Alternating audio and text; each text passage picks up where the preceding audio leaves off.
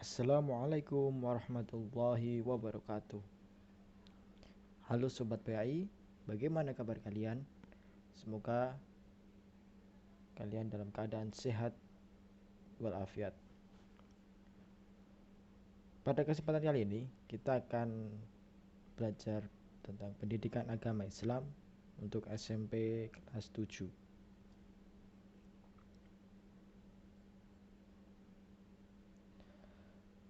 Kita sudah memasuki bab keempat, yaitu dengan judul Indahnya Kebersamaan dengan Sholat Berjamaah. Silakan bagi yang belum melihat bab 1, bab 2, dan bab 3, silakan ditonton dan dipahami terlebih dahulu. Kemudian lanjutkan ke bab yang keempat.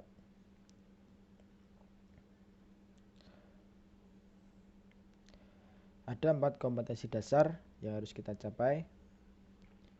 Yang pertama, kompetensi dasar 1.8, menunaikan sholat wajib sebagai implementasi dari pemahaman rukun Islam. Kompetensi dasar 2.8, menghayati perilaku demokratis sebagai implementasi dari pelaksanaan sholat berjamaah. Kompetensi dasar 3.8, memahami ketentuan sholat berjamaah. Kompetensi dasar 4.8, mempraktikkan sholat berjamaah.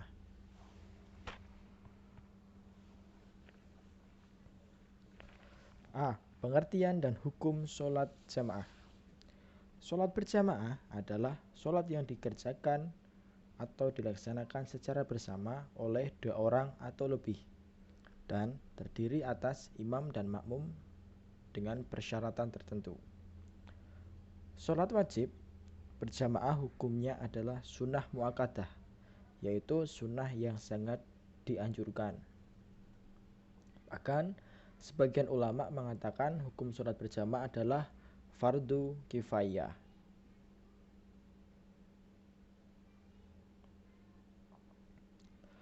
Keutamaan sholat berjamaah ada 3. Yang pertama, dibebaskan oleh Allah Subhanahu wa Ta'ala dari api neraka. Rasulullah SAW bersabda dari Anas bin Malik radhiyallahu anhu dari Nabi Muhammad SAW, sesungguhnya beliau bersabda, barang siapa sholat di masjid dengan berjamaah selama 40 malam dan tidak pernah tertinggal pada rakaat pertama dari sholat isya, maka Allah akan membebaskan baginya dari api neraka. Hadis riwayat Ibnu Majah. Yang kedua, pahala berlipat 27 derajat. Rasulullah SAW bersabda dari Ibnu Umar radhiyallahu anhu Rasulullah SAW bersabda, sholat berjamaah lebih utama dibandingkan sholat sendiri dengan 27 derajat. Hadis riwayat Bukhari dan Muslim. Yang ketiga, sama dengan sholat tahajud semalam suntuk. Ini juga dijelaskan oleh Rasulullah dalam hadis yang artinya, barang siapa sholat isya secara berjamaah, maka seakan-akan dia melakukan sholat separuh malam. Barang siapa sholat subuh berjamaah, maka seakan-akan dia sholat seluruh malam. Hadis riwayat Muslim.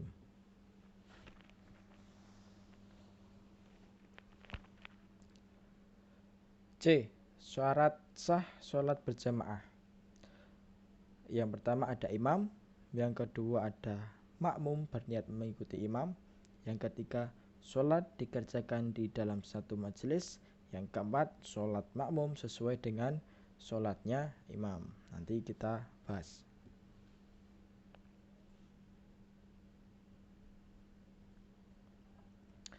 D. Ketentuan sholat berjamaah. Setelah tadi syarat syahnya harus ada imam dan makmum, ini ada ketentuannya. Kita bahas, yaitu yang pertama ada imam atau pemimpin sholat. Imam adalah pemimpin sholat yang berada di depan makmum. Syarat jadi imam adalah sebagai berikut. A. Mengetahui syarat dan rukun sholat serta perkara yang membatalkan sholat. B. Fasih dalam membaca ayat-ayat Al-Quran. Yang ketiga, paling luas wawasan agamanya dibandingkan yang lain. D. Balik dan berakal sehat. F. Berdiri pada posisi paling depan. G. Seorang laki-laki atau perempuan juga boleh jadi imam kalau makmumnya perempuan semua. H. Tidak sedang bermakmum kepada orang lain. E. Jika kemampuan di antara jamaah sama, pilih salah satu anggota jamaah yang paling tua.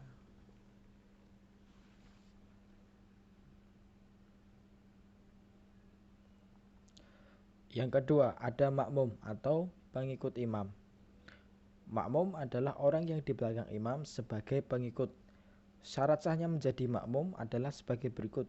Yang pertama, makmum berniat mengikuti imam.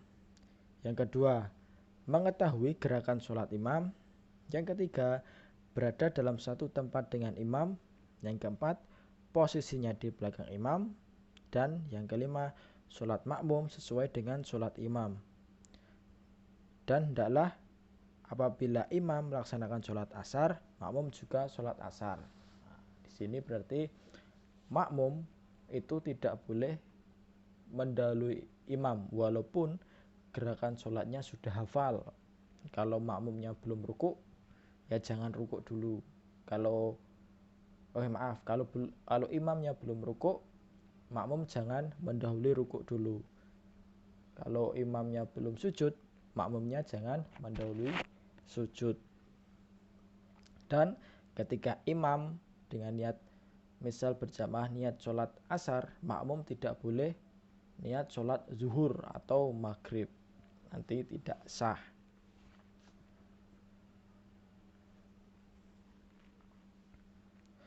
Makmum terbagi menjadi dua, yaitu makmum masbuk dan makmum muwafiq. Makmum masbuk atau makmum yang terlambat adalah makmum yang tidak bisa mengikuti bacaan Al-Fatihah imam pada rakaat pertama. Intinya dikatakan terlambat jika dia datangnya pada saat imam sudah membaca Al-Fatihah rakaat pertama atau bahkan lebih dari itu. Maka hitungan rakaatnya ia dihitung mendapat satu rakaat jika dapat mengikuti rukuknya imam walaupun sebentar.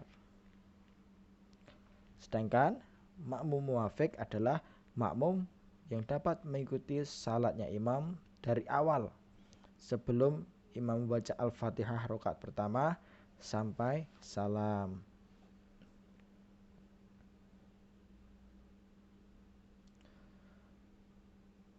Faktor-faktor yang menghalangi sholat jamaah. Yang pertama, hujan yang mengakibatkan susah menuju ke tempat sholat berjamaah.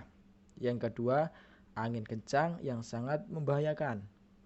Yang ketiga, sakit yang mengakibatkan susah berjalan menuju ke tempat sholat berjamaah. Yang keempat, sangat ingin buang air besar atau buang air kecil. Yang kelima, karena baru makan makanan yang baunya sukar dihilangkan, seperti bawang, petai, dan jengkol.